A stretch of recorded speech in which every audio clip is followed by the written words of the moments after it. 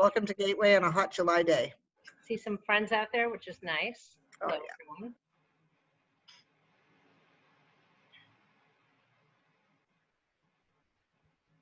All right, looks like we're holding. I think Yeah. we can get started. Yeah. Well, guys, It's almost welcome. We're so happy to have you here with us. My name is Ellen Grayson. I'm the Director of Admissions over at Gateway, and we're really excited that you're able to join us today for our webinar. As we said, we hope you're keeping cool. It is super hot out there, and we know it, and we're really glad you're with us. And I think what we'll do is we'll start with, continue with introductions.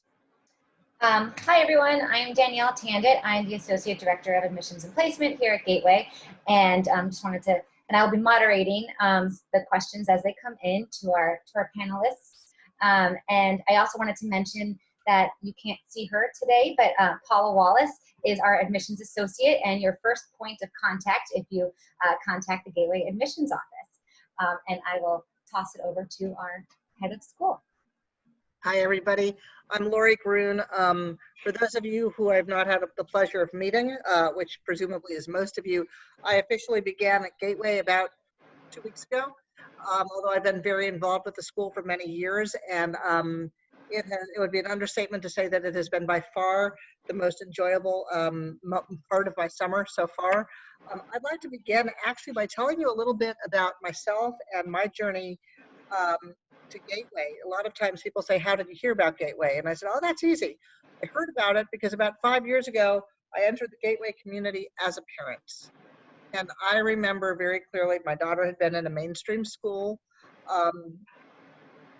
sort of wondering whether something was going on. I loved her dearly, and I have one child, so I had no idea what the context was, but my gut was telling me something. The school was clearly doing their best. But I knew it was time to look. Sometimes you feel that in your gut, sometimes you get guidance, and we'll talk about that later. But I looked at 4 or 5 schools in the city. I knew that I wanted to stay in the city and someplace that was relatively accessible in terms of my own work and so forth. And I knew about Gateway. I'd grown up in the city. I worked in the city. And in my case, I'm totally biased. I walked in and had the tour by a certain Ellen Grayson and never and never looked back. But I think the moral of this story is that I do not mean this arrogantly when I say I have a sense as to why you're here. There is a curiosity and a question as to whether or not this road might be right for my child and my family. And the purpose of this webinar is really to help answer some of those questions. We cannot tell you whether this is the right road to travel, but hopefully we will provide a road map that you can decide whether you choose to follow or not. But I will speak to you as head of school, but I really wanted to speak to you first and foremost as a fellow parent who decided that her child really needed to walk that road. And in that case, she was in 3rd grade. And I can say without question, it was obviously a road I never looked back on or regretted.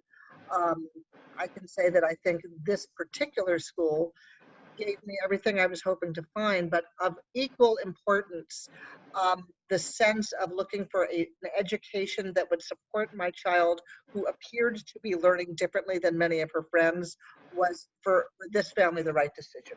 So with that, I guess I'm going to turn it to Danielle. I think you probably see questions coming in. Yes. I don't know if I turn it to Danielle or Ellen. Okay. Thank you, Laurie, for that.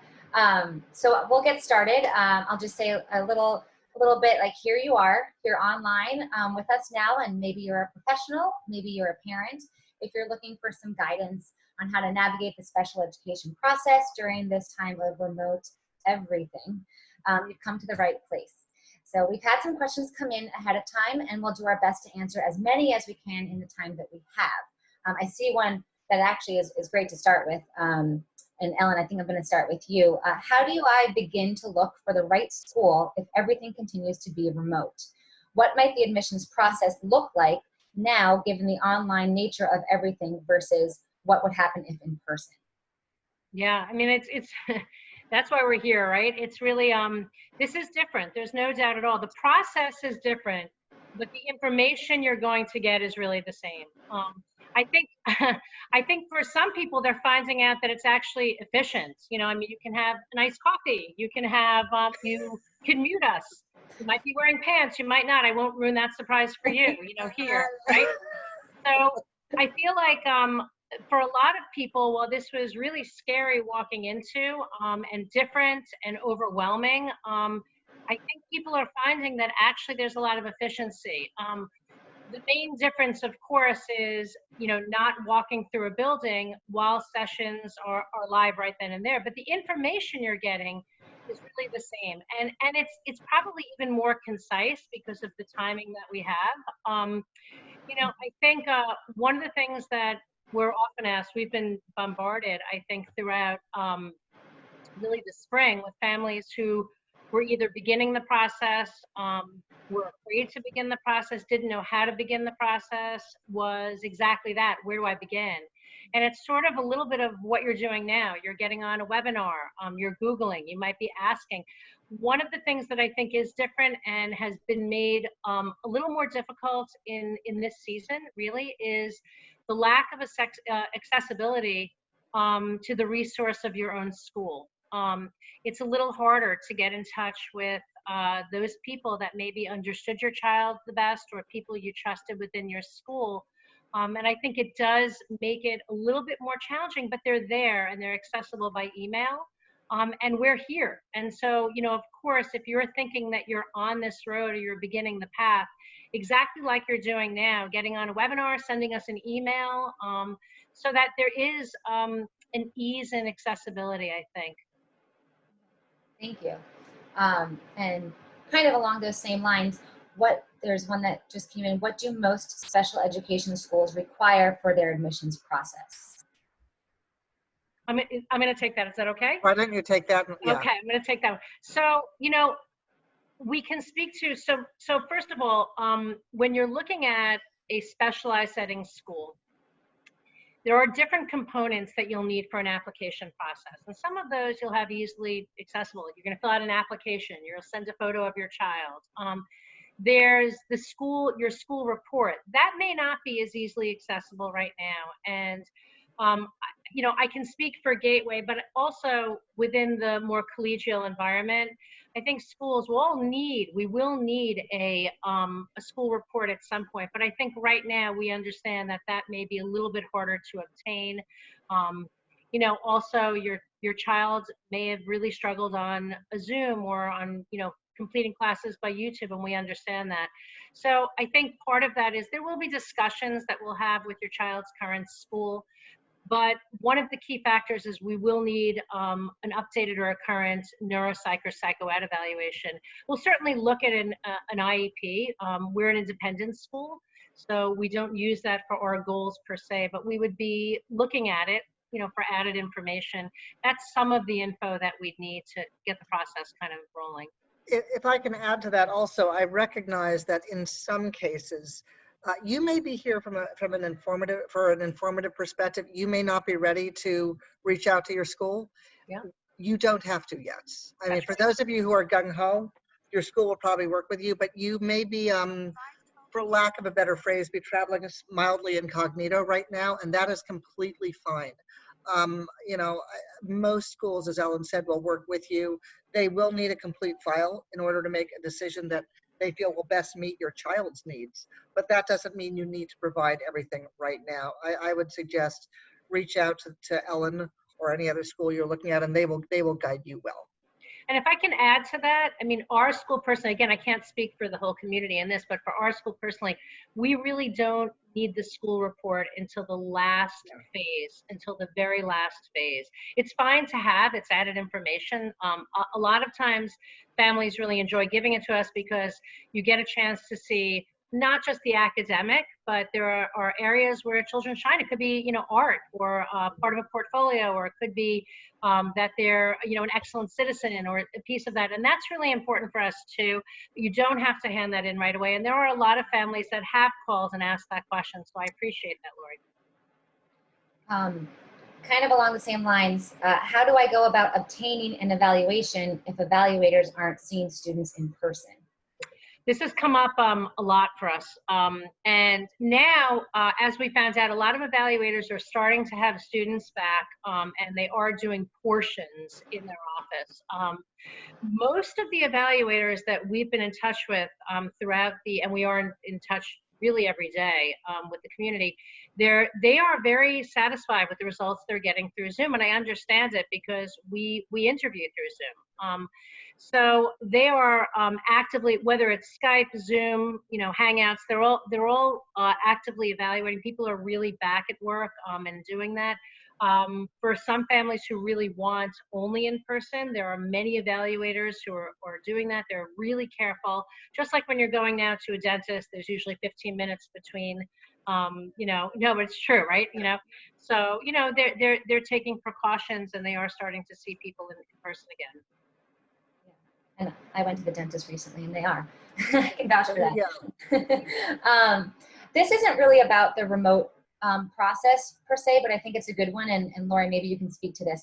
How do I talk to my child about a special ed program? Any tips you can recommend? How would your advice differ between younger and older students? That's a great question. Thank you. I'm happy to give that a go. The first part of my answer is going to be a bit of a dodge, which is going to say you need to know your child and what they're able to hear and not hear. My guidance in almost every situation, particularly if your child is switching schools at a time where he or she might not need to. It's one thing if your child is in 6th grade and the school goes to 6th grade and you have to look. But if they would not normally be leaving, if they're not leaving with the rest of their class and you're considering this, my guidance, honestly, is to be honest with your child, but honest doesn't necessarily mean telling them everything that's on your mind or everything you could possibly share. One of the things I think that always comes as a momentary shock when you even think about a specialized program, when you think about finding a school to help a student who's learning differently, is the application process itself. The actual application has questions on it that you may never have really thoroughly considered. It's like, it will ask you a lot about your child's background, about how they learn, what are the areas of concern, and for families who are used to helping their child shine, some of the questions may be a bit of a shock, but they are questions that will actually force you to reflect a little bit. And so when it's time to talk to your child, whether it's early on or late in the process, I would address the fact that you're looking at one or two other options because you've noticed that school appears to be harder than it may need to be. You've noticed that they're learning somewhat differently than some of their friends, that there's nothing wrong with hard work, but school should also be fun, and it should be something you feel proud about. And you're worried that they may not, I would be careful about how I put this, whether or not they feel proud about their work to date.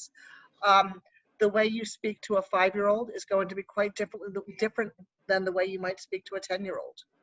And I will tell you that the average child who's age 9 and above knows that they're facing a struggle.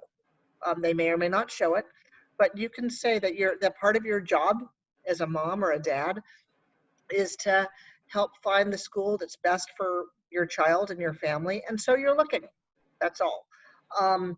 Honestly, if your child is younger than, let's say 7, if they've been in school 2 or 3 years, the biggest issue you have is they will have some friendships, and you want to talk about the fact that those friendships are going to continue. There is a place for them at the table. I don't know if that answers it in total, but I would say be honest, but be honest, keeping your knowledge of your child in mind and keeping the age of your child in mind. Knowing that your child probably has a clearer sense of what is or is not working than you already know. No, that was great. Thank you. I know I'm just thinking of when we get this question sometimes. When do you talk to your child? If they were to change schools, what would be an appropriate timing? Well, certainly if they're going to be visiting the school, you're going to want to let them know why they're visiting, which is they're looking at schools. You always want to try to avoid the "I'm here, but I don't want to be here" answer to a child that will sometimes give. If you are in your own early stages, they probably don't need to be told unless these are conversations you are already having with your child. if you are used to help, and there's no right or wrong here, but if you are used to helping your child with homework and you are talking about the fact that it seems harder for him or her, or he or she has expressed frustration, then it's an easy lead in. Beyond that, I would say they need to have a sense that you are at least looking at options prior to the first school visit. Ellen, what do you think about that? Does that make sense? I really agree with what you're saying. I think it's really difficult when a student comes to visit and they really don't know why they're there, and it happens a lot. And you can imagine that families are nervous about the idea of leaving. They're nervous for their students and how they're going to react. Some are more available and open than others. What we like to say is it's a little bit of when a family is coming on an open house, right? When you're coming on an open house, you're really window shopping. That's really what you're doing. You're not buying the product yet, you're window shopping. And it's really the same thing. I mean, if your child plays video games, every time you pass a GameStop, they want to jump in and see the video games, right? But you're not buying every video game, right? It's a little bit of the same thing. You're coming in to stop in and see what's out there and see what it's like. And I think it's important when they get a little bit of buy-in, right? So they have a little bit of, it's really important, like, we want to go check it out. What do you think? What did you like today? And what was different? What felt good? Those kind of things. And I think it's important. Yeah, I love the idea of asking them and eliciting information. The one thing I would add is, and I'm going to speak candidly here, there is sometimes a very unnecessary but completely understandable fear or uncertainty people have about the label of specialized education.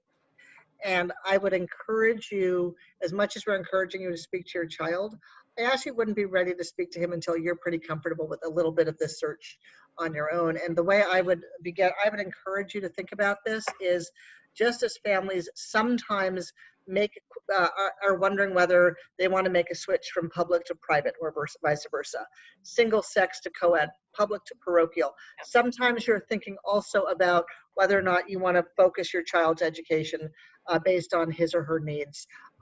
But you want to be able to speak to your child as easily and naturally and comfortably about a possible shift in learning environments as you possibly can, because as we all know, they will read our cues, particularly when we pride ourselves on thinking they're not reading our cues.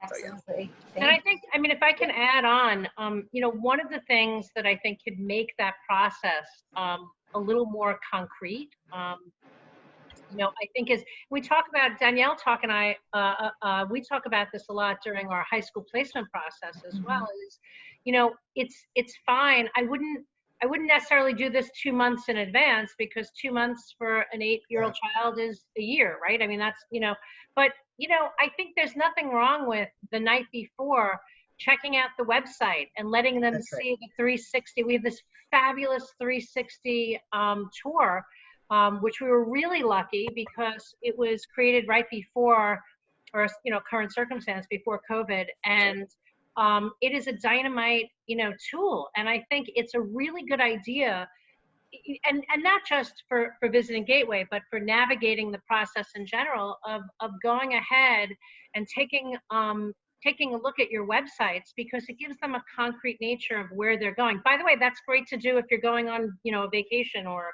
going to visit someplace. Just and it causes a little excitement, and I think it actually can help veer away from some of the anxiety that a lot of people will have with, going to visit someplace new. Yeah.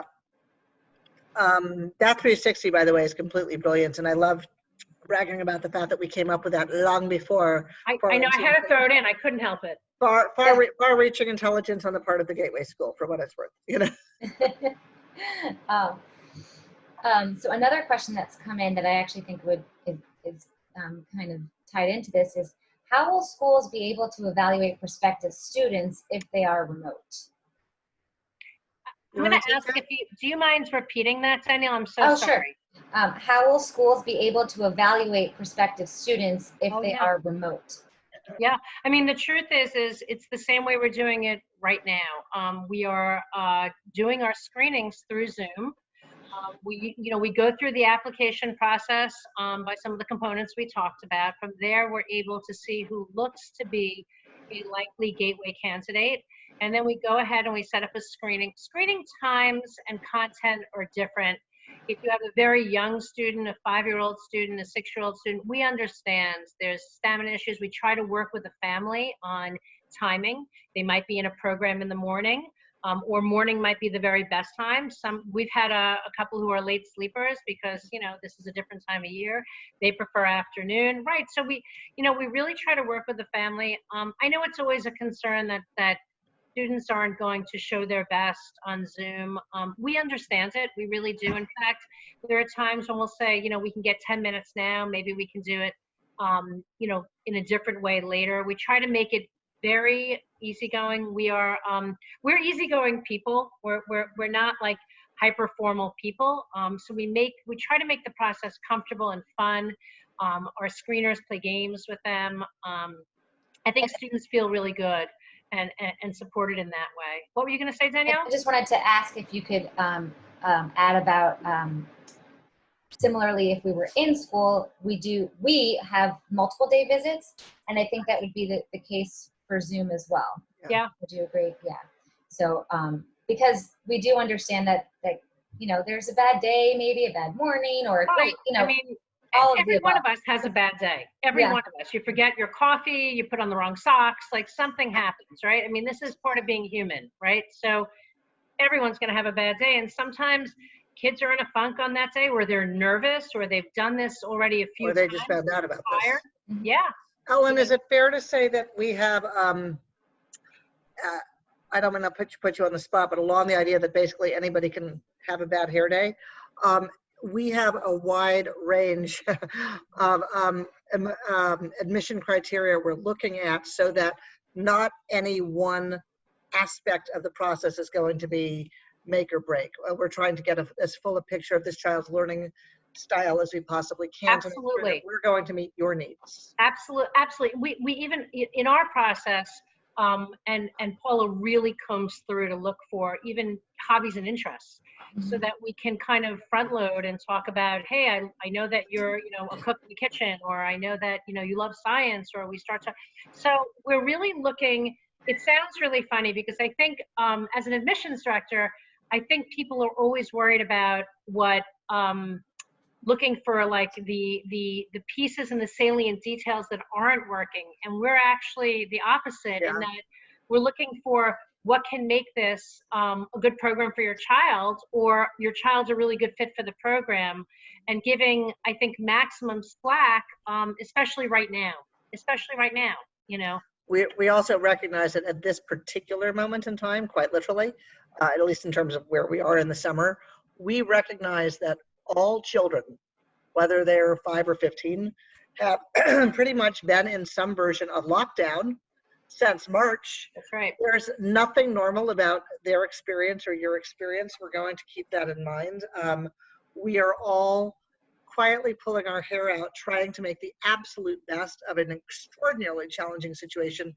And any school you have the potential to look at should and will keep this in mind as they look at whether or not they have what they need, whether they have what they need to meet the needs of your child. And one of the things that may provide comfort or clarity is keep in mind that any school you're interested in, one of the reasons you will end up being interested in them is that you will see that the thing they're trying to do is make sure they can meet the needs of your child. Nobody, from a parent to a professional, wants a child to be in a program that's not right. And they want to make sure that it's right. And that's why strong programs are going to take their time. They're going to be sensitive to the fact that we're working with real human beings, not just data, and everything in between. I think, if I can add, and I think that was really well said, Laurie, is, it is, when you're looking at your candidate, the last thing you want to do is when a family goes through, and the truth is we really honor this process. This is a long process. It's an exhausting process. It's expensive in time. it's expensive in finance. The last thing we want to do is in any way look to take a student who may need more support than our program can provide, or have a student who isn't right for this program for different reasons, right? So because we don't want to have that child go through this process again, in a very short period of time. We're really looking to make sure that this is a fit both ways, on both sides. So, I think if that's helpful for some people to know during the process, by the time we're doing screenings and Zooms, we've established through the screening process, the pre-screening really with the application, that a child might be a likely fit for a seat that we will have. And that's part of our process as well. That's great, thank you. This question, I think, could go to either one. So we'll see who. Let's see. First. We'll see who triggers first. How will schools consider this last year regarding grades? My child didn't do as well with distant learning as he did in the classroom. Is there anything I can do to let a school know that ahead of time? How about if I start and then Ellen jump in? Sure. I would say that any school worth its salt is going to already be considering that. If they see that this past year was really not representative of the other past report cards, first of all, I'm going to assume that they're going to go, well, this child was learning remotely. That may play into it. And I would also argue, and I'm not sure this is helpful or not, very often it's when a child's record begins to change a little bit that a parent begins to wonder whether or not they're in the right place. So the fact that your child's school record in and of itself looks somewhat differently than in years past is not going to throw a school, particularly this year. But that will absolutely become part of the discussion the school has with the family, and the family is going to want to have with the school to clarify what's going on. I would actually, I don't want to, I don't want to cut any conversation short, but I would actually argue that if you are considering any move solely because your child 1 year is slightly off, I wouldn't jump yet. I would be careful about that, because just as we talked before about girls or boys can have good days or bad days, in 13 years of school before college, not every year is going to be quite the same. And there's going to be a hard year. There's going to be that teacher you never connected with. There's going to be that moment where you hit an academic wall. And that's not the reason to immediately jump ship. It's when you see a theme and a trend and you are worried about your child. That's the time to begin to be proactive. But that will come into any interview. Ellen, what do you think? No, I'm really in agreement. I think you have to look a little bit historically as well. And you also have to look, I believe, in the time now. When we look at our online program, I have a lot of friends whose children are both in public and they're in independence. And I have friends whose children have really struggled this past semester, right? There's the acclimation and there's the rollouts of what their program looks like. But I do have friends whose children are not on live programs. They're mainly on YouTube. And I can imagine if your child is struggling and you have dyslexia, if you have an attention problem, if you have a receptive language problem, if you have an auditory processing problem, and your child is on YouTube's learning for most of their learning, they're going to struggle. And so looking ahead, if that's the program that is set up for the future, for next September, or should they be out of school, then I think they're going to continue to struggle, and it is time to do some exploration. But I agree with Laurie in saying it's not about being reactive right now and jumping. There are going to be struggles along the way. You have to look historically at if this is really the right program for your child in the long run.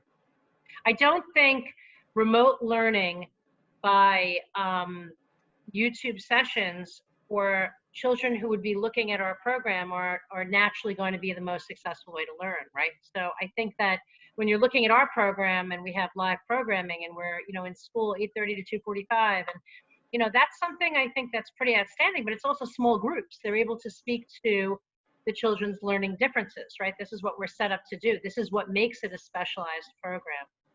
And I hope that answers it, Danielle, a little bit. Yeah, no, thank you for that. This is a little bit of a broader question. Diversity is an important factor for our family. Can you speak to it at your school, specifically given the current social climate? Laurie, would you want to take that one? I will be happy to take that. First of all, thank you for the question. I would actually argue that I agree with you that considering the current social climate, diversity is something that all schools should be thinking about, but I would actually disagree with you in the fact that we should be thinking about it because of the current social climate. This is something all schools need to think about. I think every student and every family has the right to look around and see someone who literally and figuratively is like them, who looks like them. By definition, a specialized school will help a child see that there are learners who are just like them. And that sometimes can be really different from anything they've ever experienced. Having said that, we know, research shows us that it is critical that schools have a wide and meaningful approach, both pedagogically as well as administratively, to issues regarding diversity, issues regarding equity and inclusion. It is gateways. I mean, we have it in our mission. It is our absolute goal that all students feel that all students feel welcomed, that people have a chance to see that there is more than one type of family at Gateway or in the city. We are committed to providing a diverse faculty, a diverse student body, and making sure that everybody has an equitable and inclusive experience should they be at Gateway. I hope that answers the question. We will talk a lot more about that during the process, but that is something that now more than ever, not just now, is particularly critical in schools, as we recognize that schools haven't always done the best job they can in that area, in this area. Thank you. One that just popped up is, are there any additional tests required for admissions at special needs schools outside of the typical neuropsych evaluations? So we use, I see. So we use a neuropsych or a psychoeval as part of our application process. And then we'll do very informal, but an informal battery, during our screening. We might do components from what we find in the neuropsych or psychoeval. One of the pieces we do need in a neuropsych or psychoed evaluation from any student who is over the age of 7 is projective testing. So we would ask you to have your evaluator just include some projective testing. It usually is included. Sometimes, though, it's not. So sometimes it's something that you ask for. They all know, they all do it. We also, we know all the evaluators, they know us, so we're in touch with evaluators every week. We can always ask for that if we need it. But outside of that, there really isn't any specific additional testing that we would need. As I said, at the end, if we're getting close and we need to speak with a school, we'll talk a little bit there, but outside of that, no. If I could, I want to add on the placement side. I know we're coming up towards the end of our time together, but on the placement side too for high schools, because Ellen and I will work on the high school process for our 8th graders.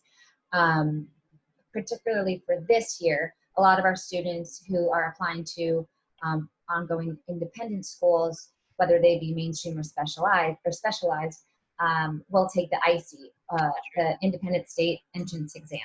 And some schools this year are going test optional, and that is something to kind of look out for, because some schools may or may not do that, but it is something that is specific to this admissions year. Given the year that we've just come from, and also that if they do take the IC and students are not, I know that for Gateway we do administer the test for our students on campus in December, and should we not be in the building, or if schools are not, there is an online proctoring option for families, and that's through the ERB. If you go to Gateway, you'll get information from me about that. But that is something to keep in mind, that's specific to this year, again, given the COVID-19 Yeah. And if I can add to that, I took a quick peek at the chat. And I saw there was a question along the same lines, is what if my child is having a bad day? How many times can my child be evaluated?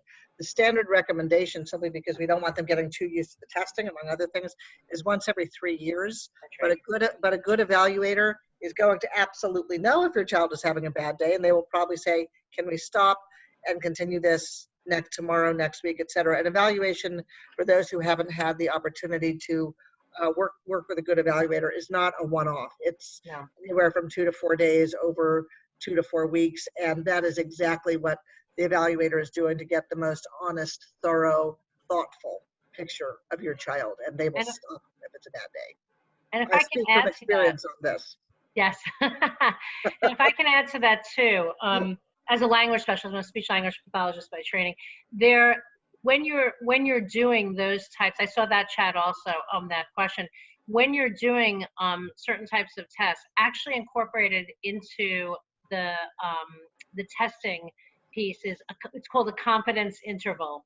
And it will allow for a range of, if a child comes in and you know they are really not in the mood to be there, you can lower the confidence interval, which gives them a little bit more leeway on that day for your testing results that way. So I'm gonna it's about 5:40. I wanted to just a few minutes. There are definitely people on this call who are going to want to make the Yankees game at 6. I'm just telling you now. Including me. So now we know where your affiliation. We are not putting the Yankees over the importance of your children, but we also want to recognize, and this is something I would actually encourage all parents to recognize as well. This is July. This is summer. It is a summer unlike anything we've ever experienced, but it is still summer. And for many, it is a summer vacation. And I would really encourage you to make sure your child has that vacation, has that summer feeling, that summer break, to the extent that it works for you and your family, because it was a very, very hard spring. And I hope all children, wherever they are in school, have the ability to enter in whatever way they will be entering, in as refreshed a way as they possibly can, and that means honoring your summer vacation. It's called summer vacation for a reason. Absolutely. I think it looks like we've pretty much covered most of it. Oh, there was one that came in that you sort of covered before, but just in case you either of you want to add anything. When do I have to get a school report? Do I have to do that before I come to see you? I haven't told my current school anything yet. Do I need to sooner rather than later, given remote learning? No. I think we covered a little bit of it, but the answer is no. First and foremost, give us a call, email us. Gateway, right now we are a fully enrolled school, which we're quite proud of, but we would love to see and speak with you and start the process for waitlist if it's something that you are interested in. Let's start the dialogue, and we can, right now, because we're not doing group open houses at this moment until September, we can spend some time Zoom or by phone giving you more information about the program. We want to do that. We're here to do that for you, and we love doing that. So give us a call and let's start the dialogue and see if we are the right program for your child. Yeah, if I could add to that, and that I would say is true for any school, whether it is specialized or not, whether it's Gateway or not. The purpose of this webinar is to talk about the process, and particularly the process now. Do not allow a school who may be fully enrolled, that is every school's goal, don't let that stop your interest in a school. Wait lists exist for reasons. Family situations change for reasons. The school that may not have an opening now, that can change, that might not change, or it could change tomorrow. And if it's the right student, sometimes it's a question of we need to make it work. We don't know.